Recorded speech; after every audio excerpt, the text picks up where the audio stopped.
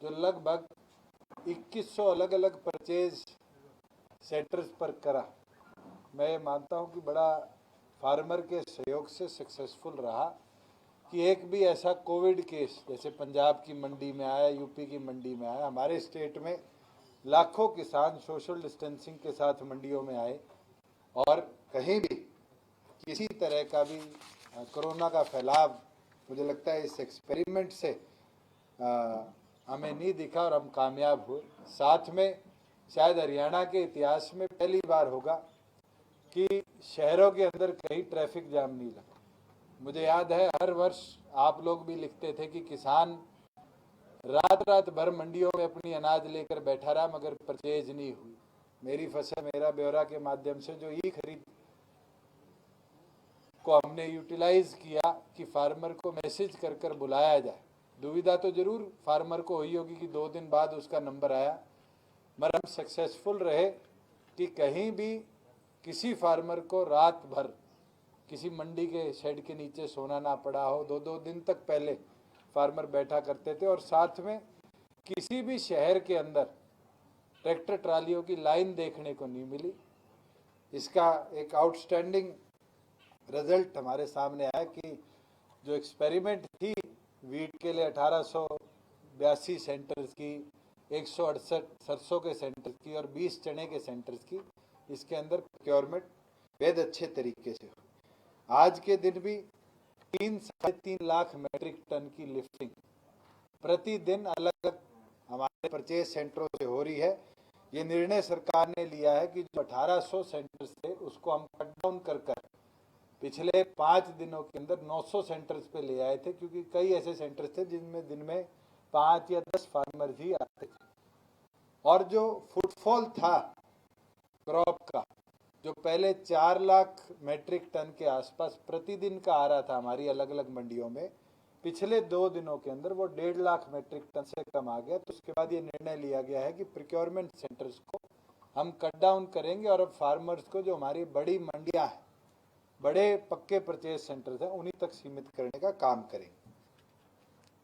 एक निर्णय जरूर ये लिया गया है कि जैसे ही एमएचए की नई गाइडलाइंस आएगी, जो कि 17 तारीख देर रात से इम्प्लीमेंट होगी, उसके बाद जो हमारे आड़ती हैं जिनका साथ लगते हुए प्रदेशों के साथ भी व्यापार है, क्योंकि अब तक इंटरस्टेट ट्रांसपोर्टेशन बिल्कुल बंद थी, हम उनके लिए भी अपना पोर्टल ओपन करेंगे कि वहाँ का उनके साथ जुड़ाव का जो फार्मर है वो अपने आप को रजिस्टर भी कर ले और उसको भी बाकायदा, जैसे मेरी फसल मेरा ब्यौरा के माध्यम से हरियाणा के फार्मर की रजिस्ट्रेशन थी, रजिस्टर करके ही उसको बुलाया जाएगा। एसएमएस वेरिफिकेशन के बाद बॉर्डर क्रॉसिंग की उसको परमिशन दी जाएगी। अब तक 3 केस हमारे पास घरोंडा के भी, पिपली के भी आए थे, जहाँ ट्रकों के अंदर, गुड्स कैरियर के अंदर दूसरी स्टेटों का गेहूं आया था, जिनको हमने वापस किया। मगर आड़तियों की निरंतर ये मांग है और उसको देखते हुए ये प्रपोजल आया था कि 17 तारीख को 12 बजे से हम पोर्टल को खोलेंगे रजिस्ट्रेशन के लिए, और 20 तारीख के बाद प्रति फार्मर प्रति एकड़, हमारे प्रदेश का नहीं, मैं क्लैरिफाई कर दूं, जो हमारा रजिस्टर्ड फार्मर है वो नहीं, और कोई आड़ती के जिसके साथ लिंक है, 20 क्विंटल प्रति एकड़ और 18 एकड़, क्योंकि रेवेन्यू के अंदर सीलिंग एक्ट के अंदर एक रख सकता है, तो 360 क्विंटल से ज़्यादा उसकी क्रॉप हम परमिट नहीं करेंगे और उसकी रजिस्ट्रेशन और परचेज का प्रोसेस हम स्टार्ट करेंगे। उसके अंदर एक चीज़ की लिमिटेशन जरूर रखेंगे कि 10 लाख मैट्रिक टन से ज़्यादा की प्रोक्योरमेंट हरियाणा प्रदेश एडिशनल नहीं करेगा, क्योंकि एफसीआई और जो हमारी एजेंसीज हैं उनकी कैपेसिटी फुलफिल हो जाएगी। इसके अंदर कई कांग्रेस के साथी बारी बारी एक नंबर लेकर आते थे कि हरियाणा का इस बार का गेहूं का उत्पादन 1,31,32, 33 तक बोल के मैट्रिक टन है, मगर पिछले 3 दिनों के जिस तरह के आंकड़े आ रहे हैं in terms of numbers of crop incoming, ये 1.5 लाख, 2 लाख और 1.25 लाख के बीच की एवरेज आ रही है, जिसको हम 1.5 लाख मानते हैं।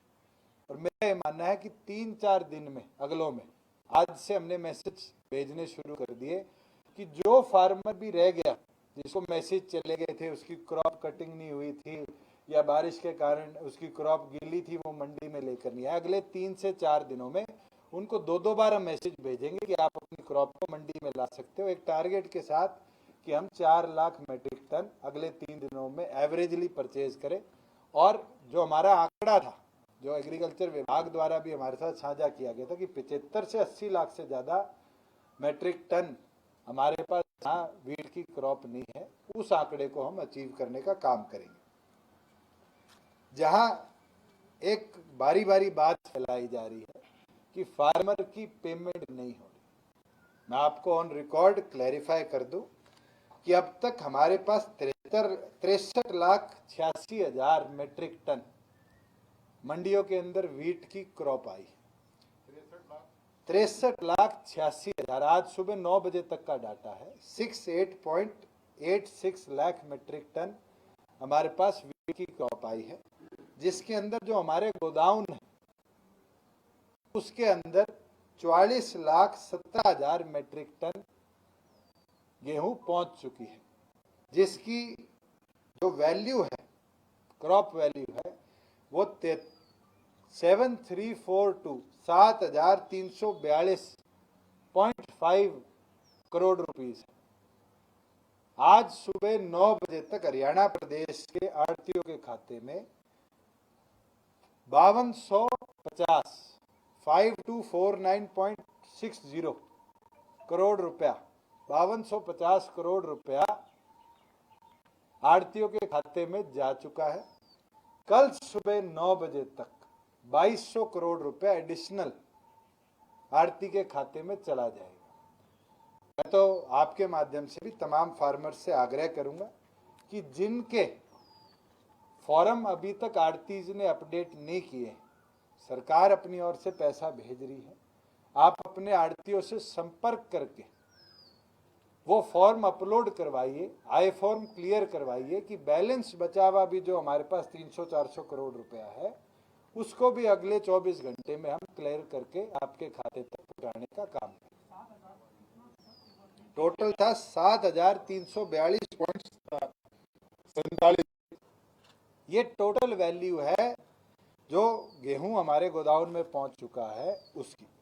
इसके अंदर से 5249.58.60 ले लो इसको लमसम, इतना आढ़तियों के खाते में आज सुबह 11 बजे, 9 बजे पुश हुआ था, 11 बजे से पहले ट्रांसफर हो चुका है और 2200 करोड़ के आसपास का अमाउंट कल ट्रांसफर हो जाएगा आढ़तियों के खाते में। ये डाटा तो प्रोक्योरमेंट का था। कई साथी रेवेन्यू पॉइंट ऑफ व्यू से बारी बारी पूछ लेते हैं, मैंने 1-2 साथियों के साथ तो शेयर किया, मैं आपके साथ भी शेयर कर दूं।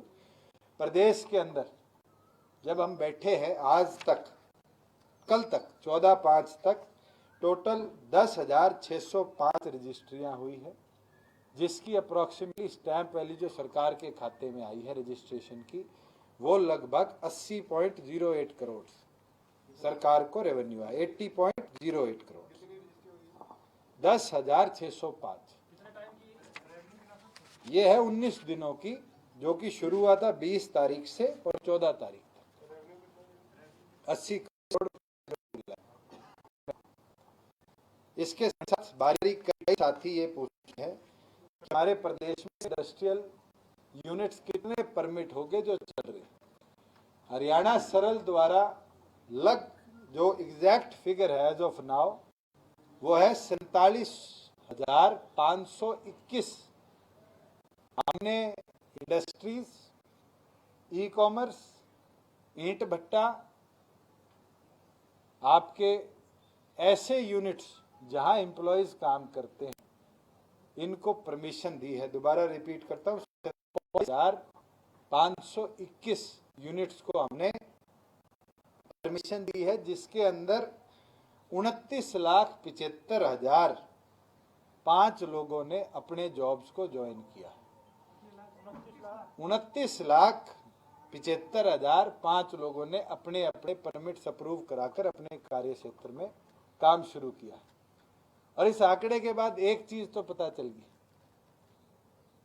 जब परमिशंस की बात आई, कोविड ने एक फायदा कर दिया कि हमारे पास पहले आंकड़ा था कि 28-27 लाख के बीच में एम्प्लॉयज हमारे प्रदेश में काम करते हैं।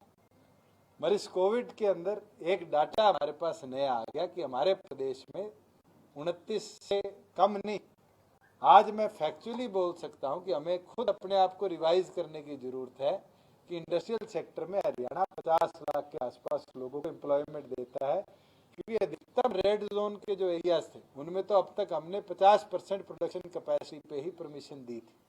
उसको फिर सेकेंड वीक से, जो कि कल शुरू हुआ था 12 तारीख से, उसको बढ़ा के 75% कैपेसिटी पे हमने ले जाने का काम किया था। तो इसके लिए मैंने लेबर विभाग से भी आग्रह किया है कि तमाम ऐसे यूनिट्स जिनने परमिशन ली है उनको हफ्ते का टाइम दिया जाए, जो इंडस्ट्रियल है कि वो अपने फैक्ट्री लाइसेंसेस रिन्यू कराएं जिनके नहीं है, और एक एम्प्लॉयमेंट डिपार्टमेंट भी इसका सर्वे करे कि हम बेरोजगारी की बात करते हैं। मुझे याद है कांग्रेस के साथी कई डाटा लेकर आए थे कि हरियाणा में 28% अनएम्प्लॉयमेंट है। अगर हमारे डाटा से फालतू हमारे पास एम्प्लॉयज हैं तो मुझे लगता है कि हम लेबर इंटेंसिव स्टेट हैं, जिसके अंदर शायद आज हमें जरूरत है। इस तरह की लेबर माइग्रेशन हो रही है, हमारे बच्चों को एक्सेसिवली हम ट्रेन करके इंडस्ट्री की ओर भेजने का काम करेंगे।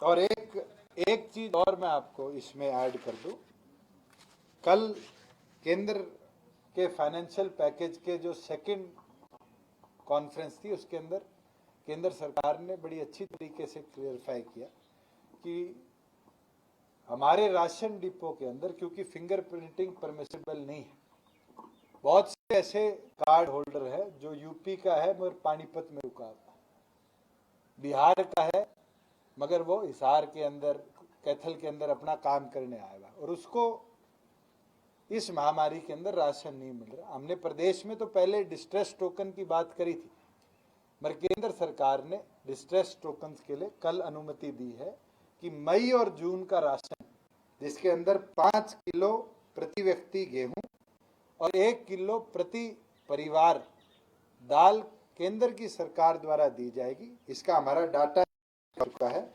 3,73,000 परिवार हैं जो इस तरह के डिस्ट्रेस में हैं, जो एपीएल में आ जाते हैं या जो इनके राशन कार्ड दूसरी स्टेट में है और ट्रांसफर नहीं हो सकते इस क्राइसिस की सिचुएशन में, और जिसके सदस्य हैं 9,23,000।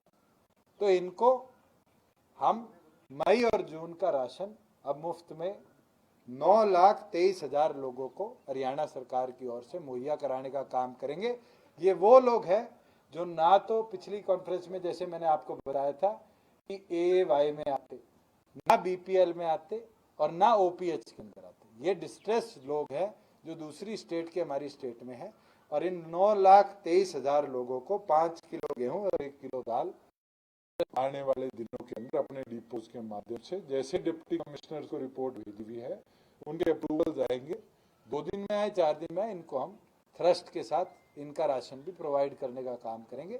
और स्टेट के अंदर भी रेगुलर मॉनिटरिंग है कि हमारे पास अगले 2 महीने की तमाम चीजें जो हमारे राशन डिपो में जाती है उनका स्टॉक्स अवेलेबल है, तो किसी तरह की भी किसी व्यक्ति को घबराने की जरूरत नहीं।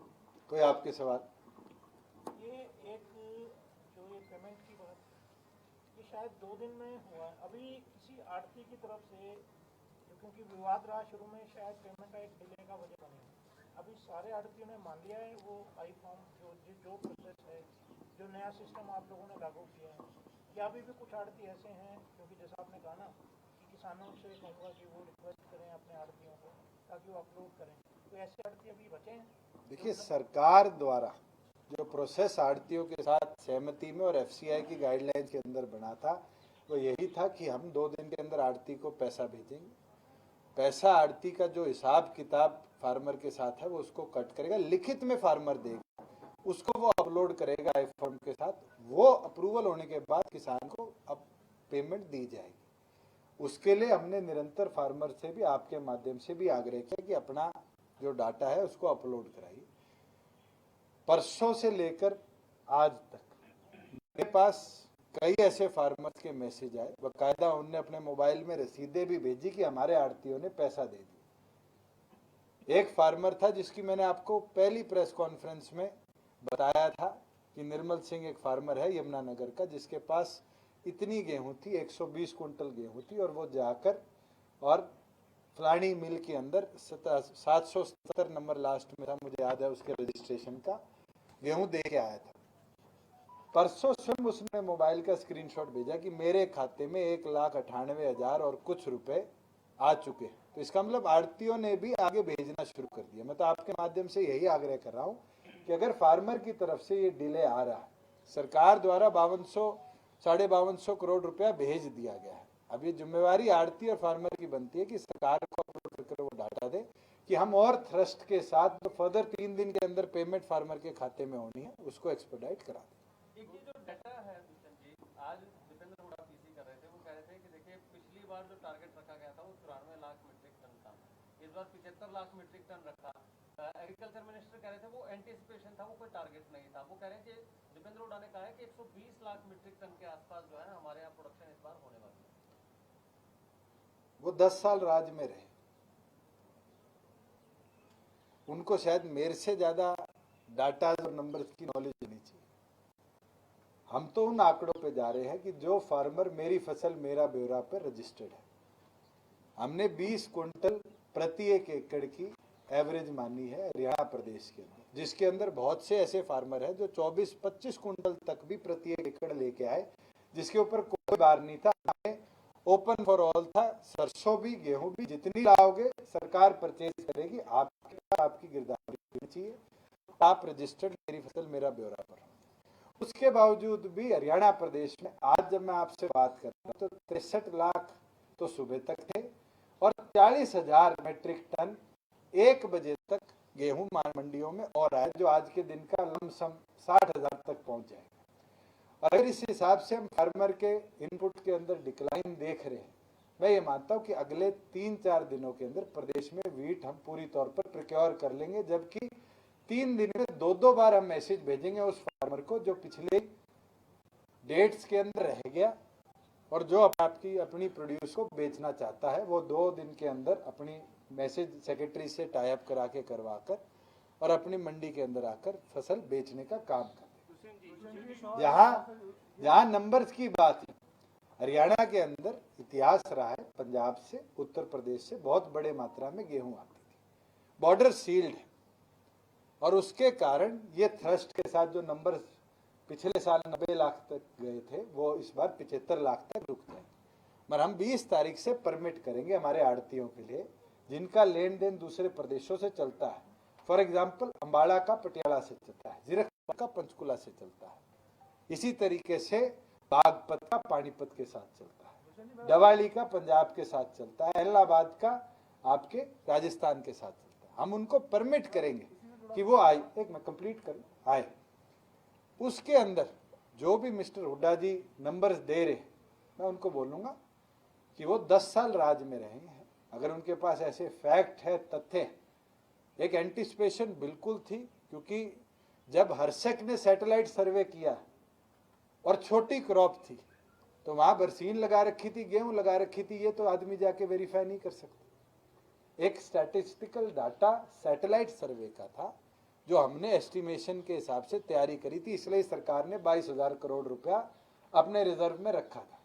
आज उसमें 13,000 यूज होता है, 14,000 यूज होता है, वो हमारी एंटीसिपेशन के हिसाब से हमारी तैयारियां पूरी थी। एंटीसिपेट तो हमने भी यही किया था कि फार्मर शायद 1 महीने इतने बड़े थ्रस्ट में 4-4 लाख मीट्रिक टन लेकर आएगा, मगर 10 दिन के बाद हम देख रहे हैं कि 3 लाख, 2.5 लाख, 1.25 लाख, 2 लाख, 2.25 लाख, 1.5 लाख, और आज तो अगर वो 1 लाख से नीचे आ चुका है तो लगभग फार्मर्स की क्रॉप हमने प्रोड्यूस कर ली।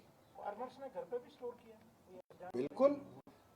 अगर मैं मेरी बात करूं तब तक मैंने अपनी फसल नहीं बेची और मैं आपके माध्यम से कहा था बड़ा जमींदार स्टोर करे। अब हम जब सबको मैसेज कर रहे हैं तो हम तो उनसे भी आग्रह करते हैं कि अपने आड़ती से संपर्क करके आपका मैसेज लेके अब अपनी फसल लेकर आइए। सरकार के पास अब लेबर भी बची है और जो एक लोड था इनिशियल पीक डेज पे और कोरोना से जो लड़ाई के अंदर सोशल डिस्टेंसिंग बहुत जरूरी थी, जो उनने सहयोग दिया उसके लिए हम उनके आभारी भी हैं। धन्यवाद।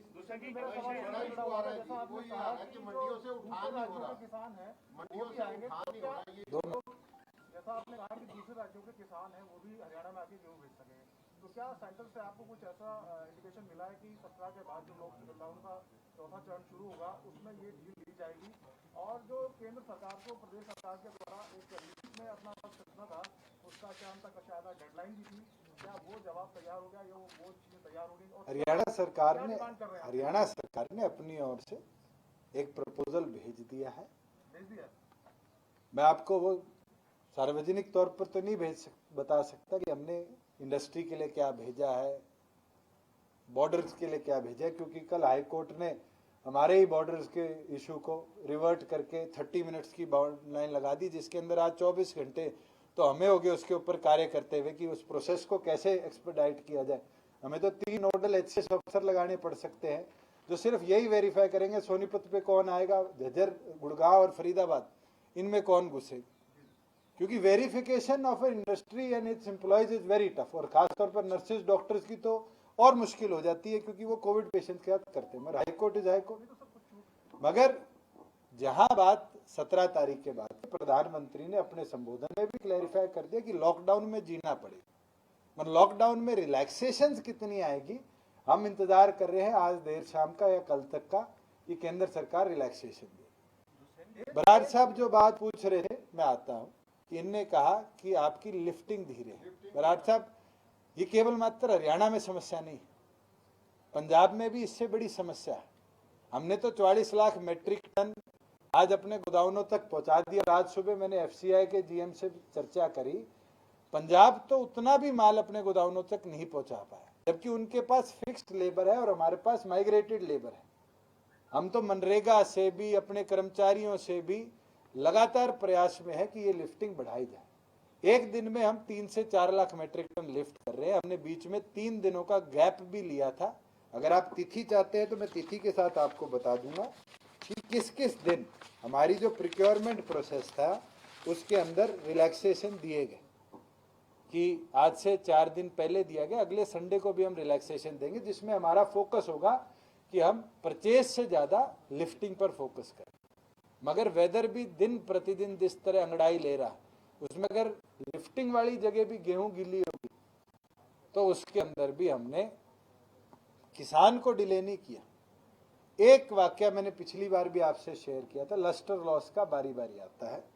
मैं आपको बता दूं कि लगभग हमने अनुमान लगाया, पिछली साल 34 करोड़ का लस्टर लॉस ग्रेन कटिंग थी। इस बार क्योंकि बारिश 22 अप्रैल को भी हुई है, बारिश 5 तारीख के बाद भी 2 बार हुई है, लगभग 40 से 50 करोड़ के बीच का लस्टर लॉस और इस तरह का लॉस प्रदेश के अंदर किसानों की क्रॉप को आएगा। मगर सरकार गंभीर है, सरकार अपने वादे पर पूरी तौर पर अटल है। हम फार्मर का 1 रुपया भी नहीं काटेंगे। हमने एफसीआई को डीओ लेटर सेक्रेटरी लेवल पर भी भेजा है और मिनिस्टर को मुख्यमंत्री द्वारा भी भिजवाया गया है कि जो भी कॉस्ट है, जैसे हर साल केंद्र सरकार उसको उठाती है, इस साल उठाए, अगर नहीं उठाती तो फिर प्रदेश सरकार उस लॉस को वहन करेगी। किसान का 1 रुपया नहीं काटा जाएगा। मैंने पहले भी कहा था कि अगर कोई कंप्लेंट आती है तो अगर किसी आड़ती द्वारा किया गया है तो उसके खिलाफ एक्शन लेंगे। अगर किसी सरकार के कर्मचारी किसी विभाग द्वारा किया गया लस्टर लॉस में, एक स्पेसिफिक कंप्लेंट मेरे पास जरूर बास नारनौंद की आई थी, जहां पर जो 6 गांव हैं जिनके अंदर पानी खड़ा हो गया था और उसके कारण गेहूं काली हो गई थी। एफसीआई क्योंकि प्रोक्योरमेंट एजेंसी है, उनने भी आज ये कमिट कर दिया कि हम उनकी प्रोक्योरमेंट कर कर उनके दाने को खरीदेंगे।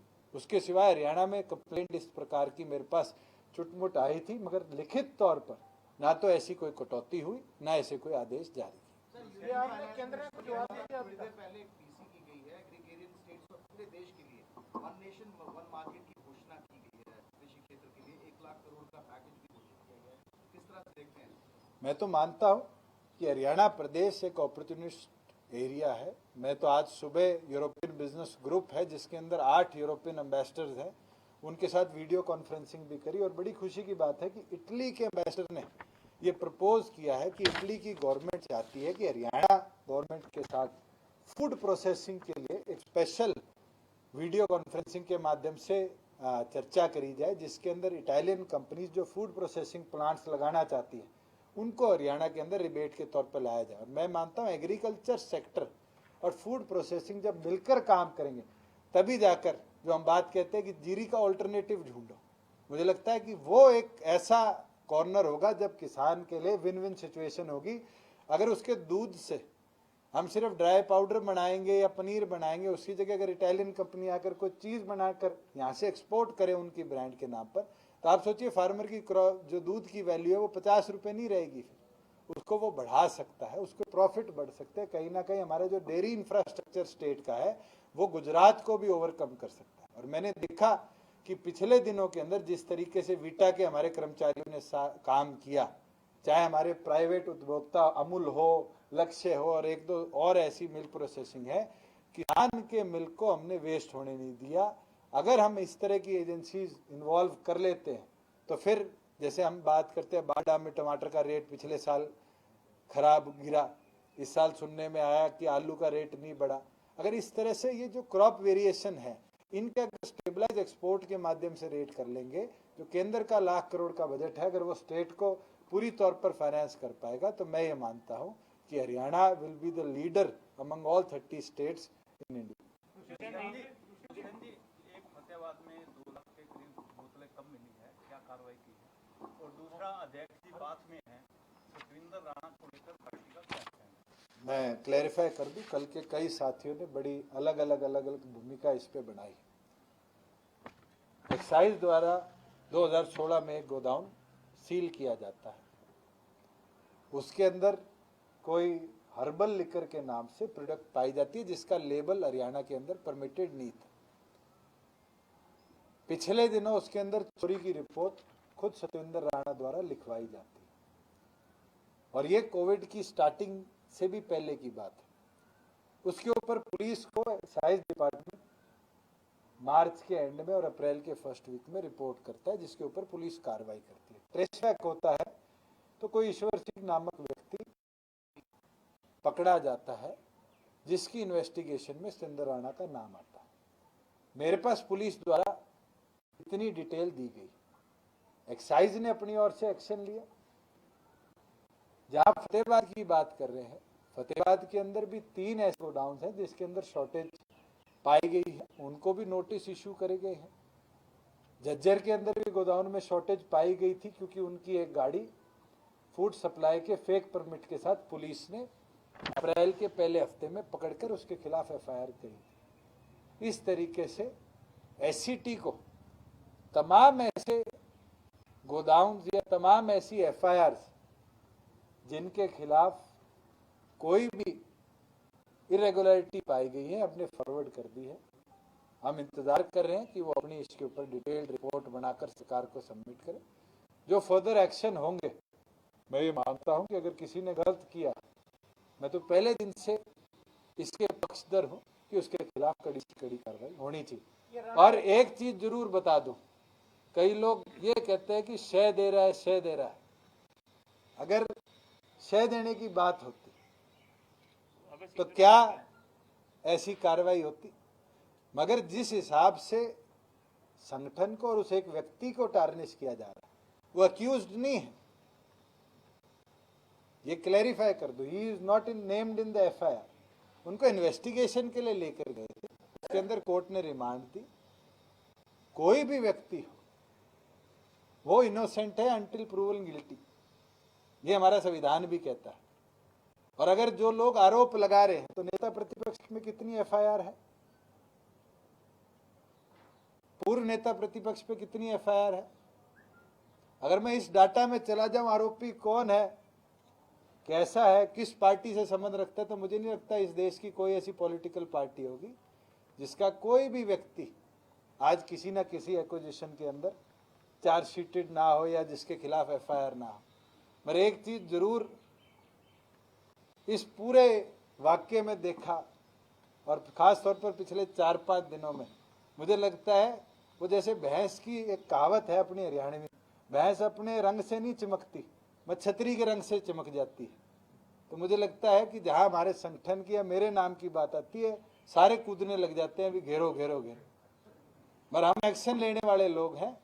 अगर हम इसके ऊपर अपनी मुहिम के ऊपर दृढ़ निश्चय के साथ आगे बढ़ रहे हैं तो हरियाणा के अंदर जो हमारी पॉलिसी है, आप में से कोई साथी किसी से उसको एग्जामिन कर ले, अगर हमारी ऐसी एक्साइज पॉलिसी किसी और प्रदेश ने बनाई हो, एक्साइज एक्ट में अगर इतने स्ट्रिंजेंट रूल्स किसी और प्रदेश ने बनाए और सख्त आदेश है कि 1 अप्रैल के बाद एक्साइज एक्ट में अगर कोई कार्रवाई होती है तो गवर्नर की अप्रूवल के बाद एक्ट पास हो चुका है, उसको नए एक्ट के तहत उसके खिलाफ कार्रवाई होनी चाहिए।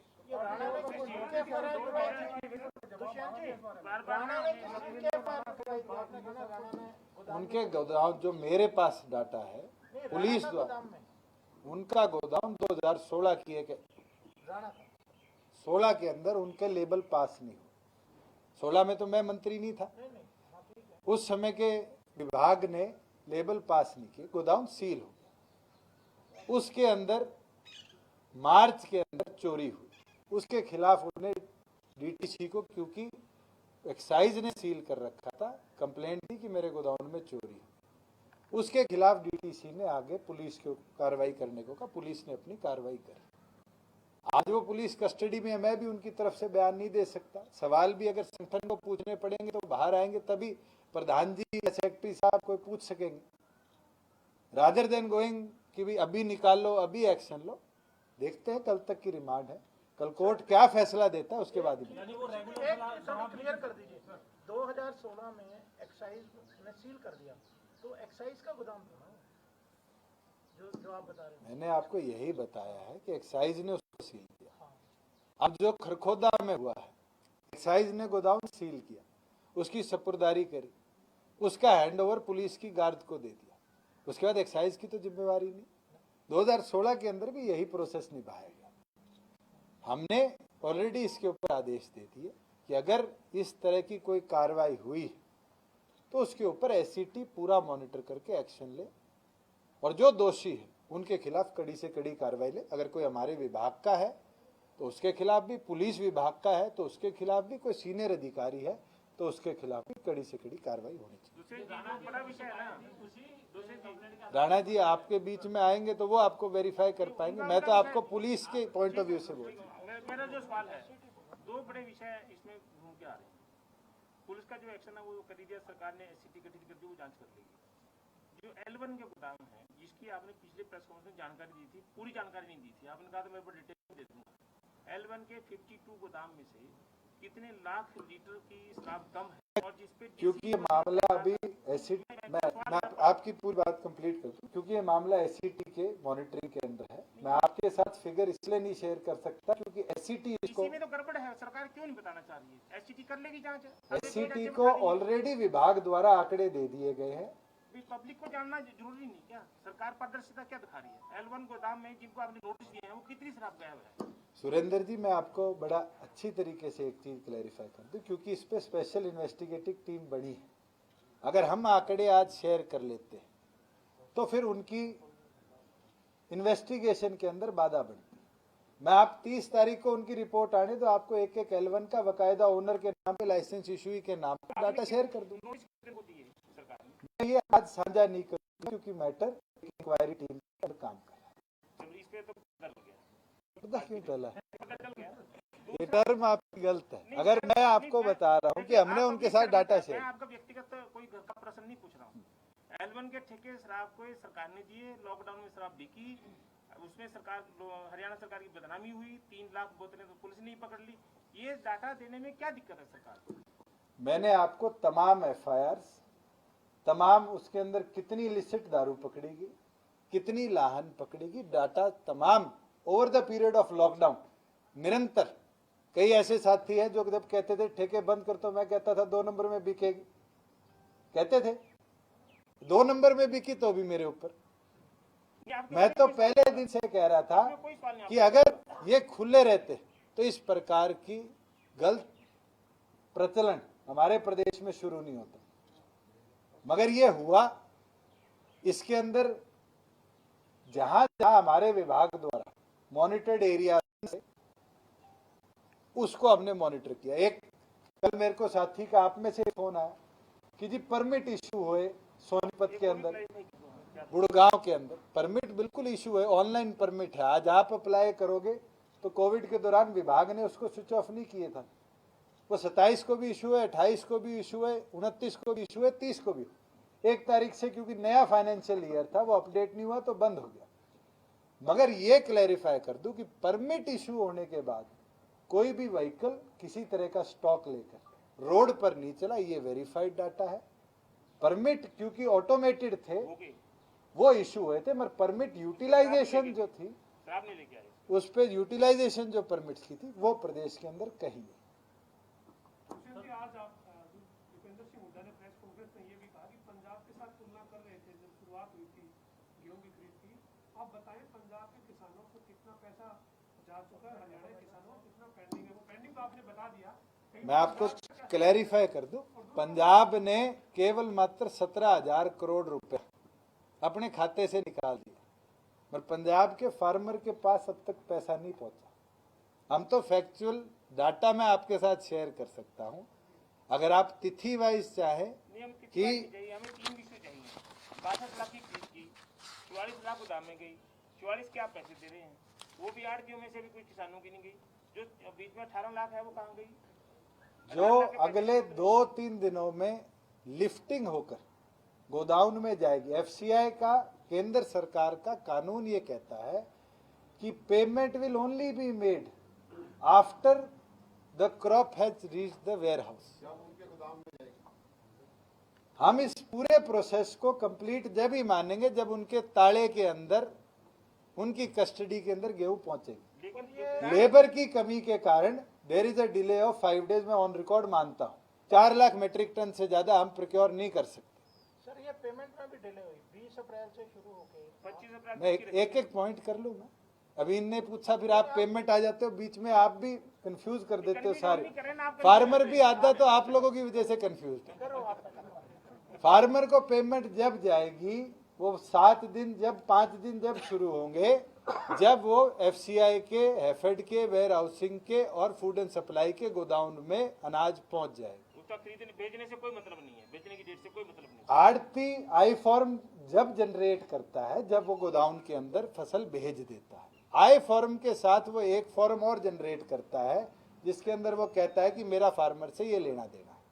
जैसे ही आई फॉर्म जनरेट होगा, आप ई खरीद पोर्टल पर जाकर देखेंगे तो आपको डेली डाटा आएगा, आई फॉर्म जनरेटेड, पेमेंट पुस्ट। मैं ये मानता हूं कि 2-3 दिन का डिले आया क्योंकि आड़ती हिसाब नहीं दे रहे थे। हमने सेक्रेटरीज की जिम्मेवारी लगाई कि आड़तियों को कहो कि अगले 2 दिन में दे, नहीं तो फार्मर्स को डायरेक्ट पेमेंट जाएगी, क्योंकि उनकी तरफ से डिले है, हमारी तरफ से नहीं। आड़तियों ने पिछले 2 दिनों के अंदर, पहले दिन 800 करोड़ का, दूसरे दिन लगभग, अगर मैं आपको एग्जैक्ट फिगर बताऊं, 2500 करोड़ का, तीसरे दिन 2743 करोड़ का। आज सुबह तक 2249.58 करोड़ का हमारे पास आए फॉर्म पुश किया। हमने 22 इस पूरे अमाउंट को अप्रूव कर दिया।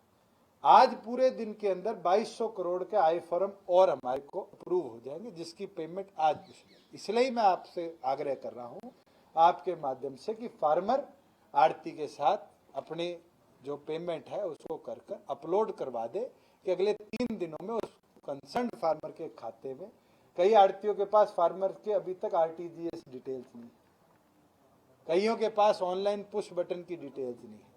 ये आड़ती लेवल पर होने वाली चीज है। अगर इसको थ्रस्ट कर देंगे, मैं नहीं मानता कि अगले 3 दिनों के अंदर कोई दिक्कत होगी कि 5200 करोड़ रुपए हमारे किसान के खाते में ना आए। गोदाम तक पहुंचाना जी आड़ती का काम है या सरकार का काम है या किसान का काम है? तीनों का काम है। इसके अंदर आड़ती ने लिफ्टिंग करनी है, ट्रांसपोर्टर ने उसकी मूवमेंट करनी है, और हमने इस बार अप्रूव भी कर रखा है कि अगर फार्मर, जो हम ट्रांसपोर्टेशन कॉस्ट देते हैं पर किलोमीटर, अगर फार्मर उस बोरी को लोड करके और खुद गोदाउन में घेर के आता है और उसकी रसीद लाकर विभाग को देता है, तो वो ट्रांसपोर्टेशन का पैसा भी हम फार्मर को देंगे। तो मैं मानता हूं कि इसके अंदर तीनों की इक्विवेलेंट जिम्मेवारी है कि ये काम। एक बार मैं पीछे ले लूं, आप एक सेकेंड। ये जो कर्मचारी श्रमिक सड़कों पे है, पूरे देश में है, हरियाणा में भी है, इसका जिम्मेदार कौन है? एसडीएम है, डीसी है, रजिस्ट्रेशन नहीं हो रहे हैं। सुशील जी, सबसे अच्छा सवाल आज के दिन का, और मैं जितने आप पीड़ित हो, खास तौर पर हमारे कई मीडिया के साथी तो दिन प्रतिदिन ऐसी दुखद स्टोरीज हमारे सामने लाते हैं। पूरी तौर पर सरकार इसकी जिम्मेवार है। आज मैं कह दूं कि आप जिम्मेवार हो, एसडीएम जिम्मेवार है, डीसी जिम्मेवार है, जिम्मेवारी हमारी है। हमारे प्रयासों में कोई कमी रही है कि हम शेल्टर होम्स में इनको सुख सुविधा नहीं दे पाए, इनको समय पर राशन नहीं पहुंचा पाए। हमारे डिस्ट्रिक्ट लेवल पर जो टीम्स थी जिनको हमने 1 करोड़ 5 लाख रुपया दिया था, वो शायद इनको प्रॉपरली वो नेसेसरी इमोशन नहीं दे पाई। मैं परफेक्ट वर्ड यूज करूंगा, वो इमोशन नहीं दे पाई कि ये यहां रुके। आज पैसे की कमी किसी लेबर के पास नहीं। मैंने खुद गुड़गांव की सरप्राइजिंगली अनूप जी को, हमारे लेबर मिनिस्टर को भेजा और साइट इंस्पेक्ट कराई, जहां पर यह पता चलता है कि एक लेबर जो वहां रुकी हुई है उसका मालिक उनको खाना तो देती है, 2-2 महीने की एडवांस तनख्वाह भी दे रखी है, और उसके बाद भी हर रोज 100 रुपए का नोट दे के आते कि मेरी लेबर मेरी साइट पर रुकी रहे। मगर ये एक ऐसा इमोशनल फैक्टर है जिसके अंदर पैसे की वैल्यू नहीं रही, सुविधा की वैल्यू नहीं रही। आज बहुत से ऐसे लोग हैं जो अपने घर जाना चाहते हैं। अगर मैं बात करूं तो 2 महीने से तो मैं यहां पर हूं, एक बार ही अपने माता पिता से मिल पाया हूं। बहुत से ऐसे लोग हैं जो एक स्थान पर इतने इतने समय से, पर जो इमोशनल वैल्यूज है उसको शायद सरकार किसी एंगल से भी फुलफिल ना कर पाए। हमारा प्रयास है कि हम उनको रोक के हर तरह की फैसिलिटीज दें। मैं आपको एक एग्जांपल शेयर कर दूं, क्योंकि एक बड़ा इमोशनल था, आपने फैक्टर किया। मैंने देखा कि कंक्रीट मिक्सचर में लोग जा रहे हैं, अटैची पे बच्चे को लेके जा रहे हैं, एक प्रेग्नेंट औरत को रेडी बनाकर आदमी लेकर जा रहा है। पूरे देश के ऐसे ऐसे एग्जाम्पल आए हैं। मगर हमने कैरम बोर्ड भी लगवा दिए शेल्टरों में, हमने वहां पर टीवी भी लगवा दिए, वहां पर कूलर भी लगा दिए, मगर लोग रुकना नहीं चाहते। रात को जरूर रुकते, सुबह उठकर वो वहां से फरार हो जाते हैं। और तमाम हमारे शेल्टर होम्स के डाटा यही बताते हैं कि हमारे बेहद कठिन प्रयासों के बाद भी उन लोगों को इमोशनली हम रोकने में कामयाब नहीं रहे। किशन जी, आपने जिस तरीके से नेता प्रतिपक्ष के बारे में बताया, पूर्व नेता प्रतिपक्ष के बारे में बताया, FIR से रिलेटेड, अब जब हम सतविंदर राणा की बात करते हैं, आपने कहा कि आपने पता किया इंक्वायरी में तो उन्होंने पहले FIR दर्ज करवाई। आपको लगता है कि सतविंदर राणा इस तरीके की किसी तस्करी में या चोरी में शामिल नहीं हो सकते, और पूरे भरोसे के साथ आप उनके साथ खड़े हैं? जितेंद्र, आप वाले सवाल पे मैं एक ही चीज जो अभी बोल के हटाऊं, इनोसेंट अंटिल प्रूवन गिल्टी शब्द आपने ही संविधान में पढ़ा है। आज मैं कह दूं दोषी है नहीं है, आप लोगों ने दोषी बना दिया या नहीं बनाया, वो बहुत प्रिलिमिनरी है। एक FIR हुई, उसमें एक आरोपी पकड़ा, उसने नाम दिया, तशरीफ के लिए उनको लेकर गए, 2 दिन की पुलिस कस्टडी दी। इससे ज्यादा ना मैं आज इस पे टिप्पणी कर सकता ना आप कर सकते। कल एक सेकंड, कल कोर्ट उसको बेल देता है, उसको जुडिशियल रिमांड पे भेजता है, उस पर क्या फर्दर एक्शन करता है। जितनी नॉलेज इस पूरे मामले में मेरे पास एक्साइज विभाग द्वारा आई है कि उनके द्वारा एक कंप्लेंट करेगी कि मेरे गोदाउन के अंदर जो 2016 में आपने सीजर किया था उसमें चोरी हुई। चोरी को पुलिस को ट्रेस करने को कहा गया, पुलिस ने उसके अंदर व्यक्ति बना। अब आगे क्या हुआ है, चोरी किसकी, जी के माध्यम से आपके संज्ञान में थी ऐसी कोई बात? मेरे पास आज तक उनके माध्यम से संज्ञान में कोई ऐसा विषय नहीं आया। मैं इसको क्लैरिफाई कर दूं, जो बारी बारी दिखाया जा रहा है कि वो हर रोज यहाँ थे। मैंने SP को फोन किया, आप सुप्रिंटेंडेंट ऑफ पुलिस पानीपत से चर्चा कर सकते हैं। मेरे द्वारा इस पूरे मामले में आज तक उनको ना टेलीफोन किया गया। अगर मैं कानून इतना सख्त बना सकता हूं तो उसकी पालन करवाना भी जानता हूं। सतविंदर राणा की गिरफ्तारी से पहले सर सरकार से बातचीत हुई थी, कुछ पुलिस ने कुछ शेयर किया था कि इतनी बड़ी पूर्व विधायक को गिरफ्तार करने जा रहे हैं? मेरे संज्ञान में ये मामला सुबह 9 बजे जिस दिन उनको कोर्ट में पेश किया गया आया। उसके बाद आप लोगों ने जो टीवी पे दिखाया, मैंने डिप्टी DGP से उसके मामले में जरूर ब्रीफ ली कि क्या पूरा मामला था, कैसे कैसे हुआ। चंडीगढ़ से उनको गिरफ्तार किया गया, वो DGP ने मेरे को ब्रीफ किया है। उससे पहले मेरे पास कोई इस तरह की बात आई, मैं उसको पता नहीं।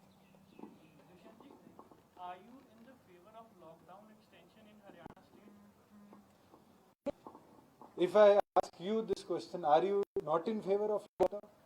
The number of cases which has tripled up, doubled up भी नहीं, लास्ट टाइम हम बैठे थे उससे लेकर आज तक तो ट्रिपल अप हो गए।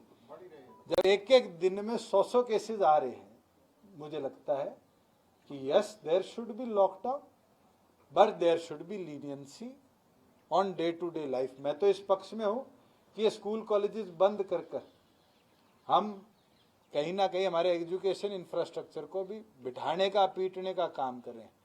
मैं तो मेरे ऑफिस में देखता हूं कि 33% कैपेसिटी पे आज काम तो चल रहे हैं, पर जिस स्पीड से आम आदमी की फाइलें क्लियर होती थी, वो हरासमेंट तो आज उस आम आदमी को जारी है। जहां कोरोना के केसेस हैं, जो कंटेमिनेटेड जोन है, जो रेड जोन है, उधर स्ट्रिक्टनेस रहे, मगर ऑरेंज और ग्रीन के अंदर कहीं ना कहीं state should have their own liberty, क्या खोलना है, कैसे खोलना है, किस रेगुलेशन के साथ खोलना है, कि जीवन बैक टू नॉर्मलसी की ओर आए। जिस तरीके से स्वीडन ने कार्य किया है कि हर्ड इसके विरुद्ध डेवलपमेंट करी है, वो शायद हिंदुस्तान को अब कहीं ना कहीं उसकी ओर जाना चाहिए।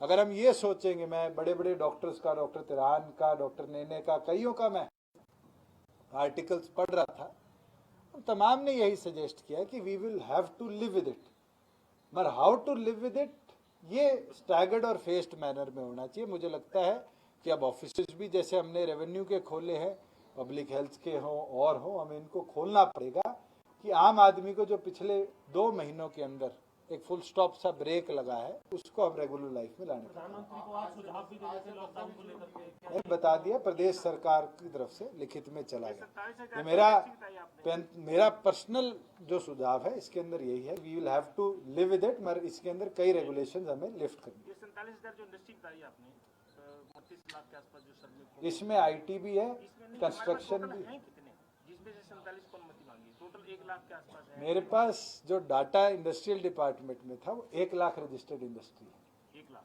मगर उसमें एम्प्लॉयज जो थे वो 28 लाख थे। अब जो डाटा आता है कि 47,000 में ही 29 लाख आ गए, तो इसका मतलब तो 1 लाख में जाएंगे तो हम कितने लाख एम्प्लॉयज और पैदा। हमारे पास मतलब 53,000 के आसपास अभी इंडस्ट्री और खुली है। ये तो दिन प्रतिदिन बढ़ेगा। इसके अंदर कई ऐसी इंडस्ट्री है जो ई कॉमर्स करती जो है, हमारे पास इसमें है भी नहीं, 1 लाख ई कॉमर्स करती है। कई ऐसी इंडस्ट्री है जो इंडस्ट्री डिपार्टमेंट के अंदर तो नहीं आती, मगर लेबर के या फूड एंड सिविल सप्लाईज के आती है, जैसे ईंट भट्टे हैं, जैसे कंस्ट्रक्शन साइट्स हैं, वो भी एक तरह की कंस्ट्रक्शन इंडस्ट्री है। तो ये इसके लिए कल हमने बैठक बुलाई है, एम्प्लॉयमेंट की, स्किल डेवलपमेंट की, लेबर की और इंडस्ट्रियल की, चारों विभाग बैठ के इस पे जरूर एक नया कैसे हमें आगे लेकर चलना है, इसके कार्य को लेकर जाएंगे। लास्ट क्वेश्चन अब आप खत्म, थैंक यू। देख लो मैं फिर भी आपको थका के थका। लास्ट के बाद फिर आपने हाथ हिला दिया। मंगा दे चाय, मंगा दे पानी, मंगा दे। पर ये समझ नहीं आ रही, राणा ही कंप्लेनेंट है।